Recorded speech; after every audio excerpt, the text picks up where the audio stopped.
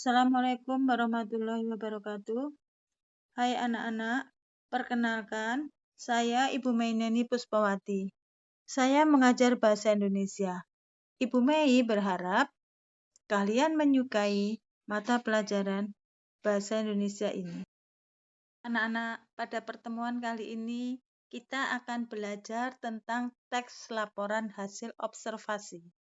Ketika kalian duduk di bangku SMP, pastilah kalian sudah pernah mempelajari teks laporan hasil observasi. Kita sekarang akan mengembangkan materi yang sudah kalian terima tersebut sesuai dengan bidang yang kalian pilih. Jadi, semua yang berhubungan dengan alat-alat pemesinan harus kalian kenal terlebih dahulu.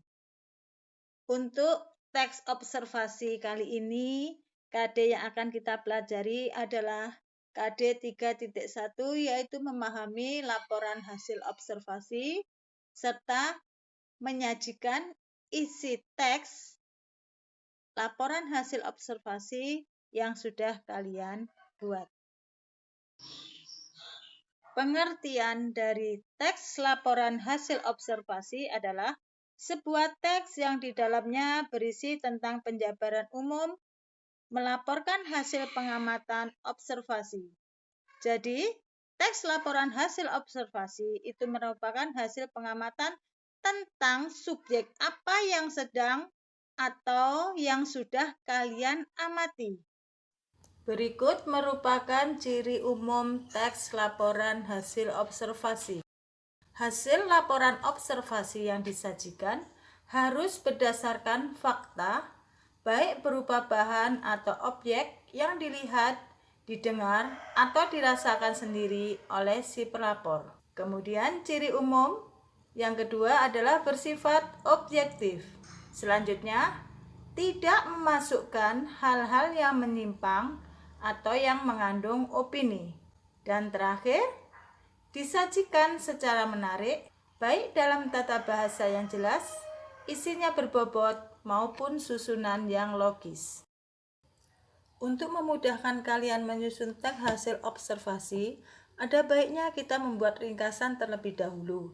Adapun langkah-langkah yang dapat dilakukan adalah sebagai berikut. 1. Mencatat hasil observasi dengan teliti. Kedua, mencatat pokok-pokok gagasan yang akan menjadi inti teks. Kemudian, kita rangkai kembali teks tersebut dengan kalimat-kalimat sendiri secara ringkas berdasarkan pokok-pokok gagasan yang perlu dicatat. Dan yang terakhir, tugas kalian adalah menyunting ringkasan baik dari segi isi maupun bahasa. Apakah kalian pernah melihat seseorang di bengkel las yang sedang menggunakan alat untuk memotong besi atau aluminium? Ya, alat itu bernama mesin gerinda. Kita akan mengamati apa yang dimaksud dengan mesin gerinda. Untuk memudahkan kerja kalian, ikuti langkah-langkah dalam membuat teks laporan hasil observasi. Langkah pertama yaitu kalian mengamati gambar tersebut. Setelah itu kalian cari definisi tentang subjek yang sedang kalian amati. Dalam hal ini, subjek yang diamati adalah mesin gerinda. Definisi mesin gerinda dapat kalian lihat pada Kamus Umum Bahasa Indonesia atau di internet. Langkah berikutnya, kita deskripsikan atau gambarkan dengan jelas bagian-bagian gerinda.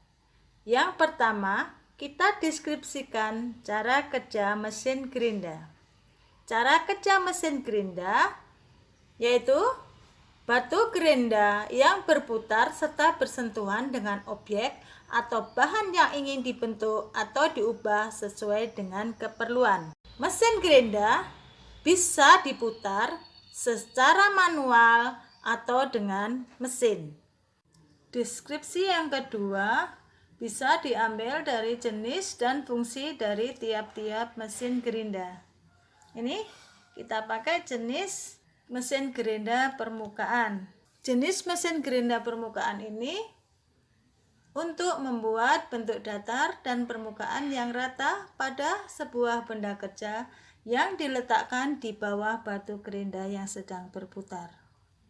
Selanjutnya, jenis dan fungsi mesin gerinda yang kedua. Mesin ini bernama mesin gerinda tangan. Mesin gerinda tangan ini digunakan untuk mengasah benda kerja seperti pisau dan pahat. Selain itu, dapat juga dipakai untuk membentuk benda kerja seperti merapikan hasil pemotongan, merapikan hasil las, membentuk lengkungan pada benda kerja yang bersudut, serta menyiapkan permukaan benda kerja untuk dilas.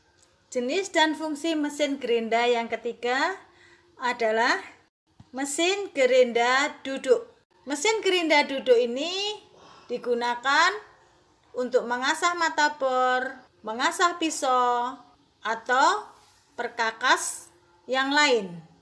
Jenis mesin gerinda yang terakhir adalah mesin gerinda lurus. Mesin ini digunakan untuk membuat profil atau ukiran pada sesuatu permukaan benda.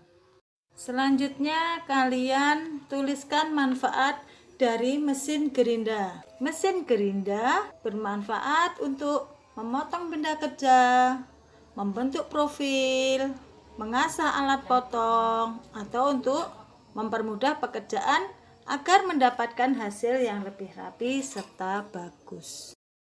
Langkah terakhir adalah rangkailah pokok-pokok gagasan yang telah kalian tulis menjadi karangan teks laporan hasil observasi. Nah, bagaimana? Mudah bukan cara membuat teks laporan hasil observasi? Setelah kalian mengikuti pembelajaran cara membuat teks laporan hasil observasi, saatnya kalian mencoba membuat teks tersebut. Lakukan sesuai dengan apa yang telah Bu Mei ajarkan.